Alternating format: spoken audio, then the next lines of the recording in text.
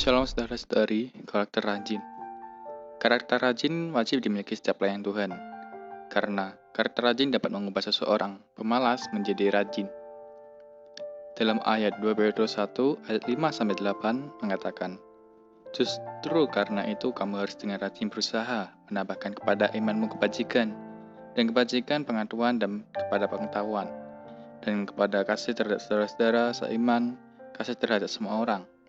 Sebab, apabila semua itu ada padamu dengan berlimpah, kamu akan dibuatnya giat dan berhasil pengalamanmu akan Yesus Kristus. Amin.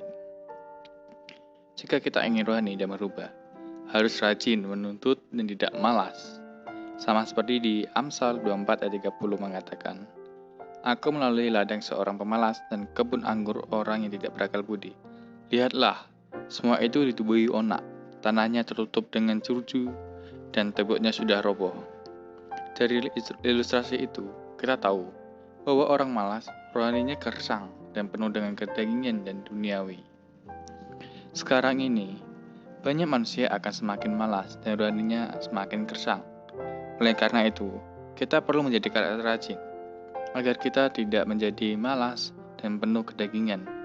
Tetapi, ketika kita ingin menjadi rohani dan berubah, itu memerlukan suatu proses, seperti Paulus berkata, Aku menanam, Apolos menyiram, tetapi Allah yang menumbuhkan.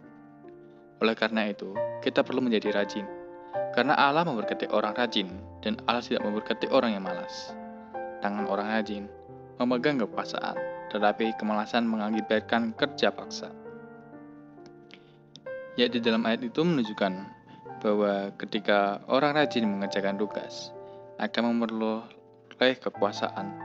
Tetapi orang malas ketika melakukan pekerjaan, merasa ada paksaan saat mengerjakannya. Karena Tuhan berkata, mintalah, maka akan diberikan kepadamu. Carilah, maka kamu akan mendapatkan. Ketuklah, maka pintu akan dibukakan bagimu. Di Matius 7 ayat 7. Ketika kita ingin diberi, harus meminta. Ingin mendapat, harus mencari. Dan ingin dibukakan pintu, harus mengetuk pintu dulu. Kalau kita sebagai orang pemalas, kita ketika ingin diberi, kita tidak akan meminta, tidak akan mencari, dan tidak akan mengetuk pintu.